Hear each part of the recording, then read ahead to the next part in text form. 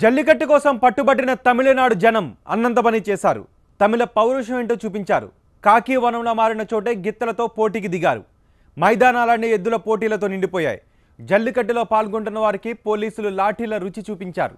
దీంతో సంప్రదాయం ముందు చట్టం నిలబడలేదు. ఆకాంక్షల ముందు ఆంక్షలకు చోటే లేకుండా పోయింది. జల్లికట్టు పోటీలు పోలీసు ఆంక్షలు ఆందోళనకారుల నినాదాల మధ్య పాలమేడు యుద్ధక్షేత్రంలా మారింది. ఎప్పుడు ఏం జరుగుతుందో అన్న టెన్షన్ కనిపిస్తోంది. ప్రజల సెంటిమెంట్కు తాము వ్యతిరేకం కాదని, కానీ సుప్రీంకోర్టు ఆదేశాల ప్రకారం నడుచుకోవాల్సిన బాధ్యత తమపై ఉందంటున్నారు మదురై జిల్లా ఎస్పీ. జల్లికట్టులో పాల్గొనే గిత్తల యజమానులకు ఇప్పటికే నోటీసులు జారీ చేసినట్టుగా చెప్పారు పోలీసులు.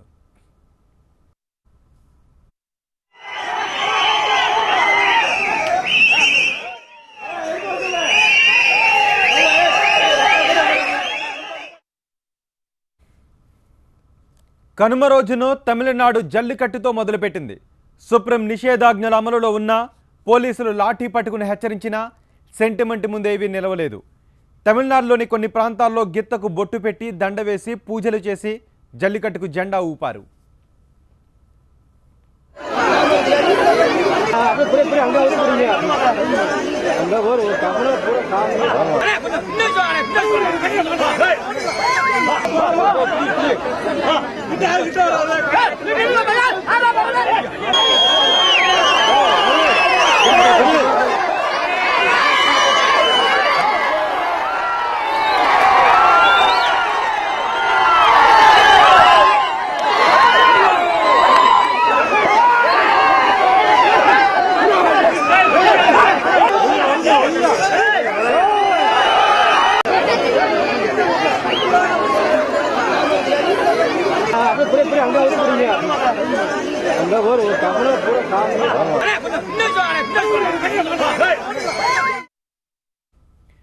ఒకవైపు ప్రజల సెంటిమెంట్, ఇంకోవైపు రాజకీయ నాయకుల మాటల తూటాలతో తమిళనాడులో కొత్త అలజడి కనిపిస్తోంది.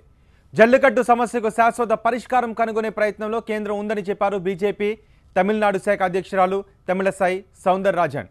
సుప్రీంకోర్టులో ప్రభుత్వం బలమైన వాదనను వినిపించినట్టుగా చెప్పారు ఆమె. జల్లికట్టుపై నిషేధాజ్ఞలతో తమిళనాడు ఉద్రిక్తంగా మారింది.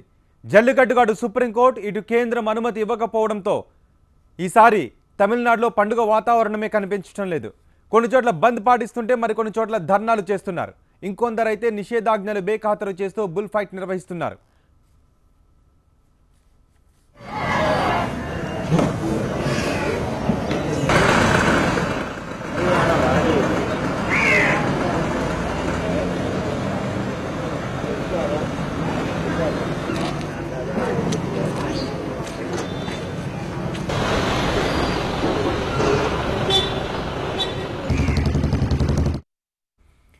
జల్లికట్టు వద్దే వద్దని జీవకారుణ్య సంస్థలు వాదిస్తున్నాయి. కానీ ప్రజలు మాత్రం జల్లికట్టు కావాలి అని చెప్తున్నారు. ఈ బుల్ ఫైట్తో 2008 నుంచి 2014 వరకు 43 మంది చనిపోతే 4 గిత్తలు మృత్యువాత పడ్డాయని animal welfare board of India చెబుతోంది. జల్లికట్టు పేరుతో జీవహింస సాగుతోందని పెటా ఇండియా ఆరోపిస్తోంది. తమిళనాడు ప్రజలు మాత్రం అసలు పెటానే నిషేధించాలని డిమాండ్లు చేస్తున్నారు. అమెరికా సంస్థ అయిన పెటా తన సొంత దేశంలోనూ స్పెయిన్లోనూ బుల్ ఫైట్ ఆపలేకపోయిందంటూ విమర్శలు చేస్తున్నారు.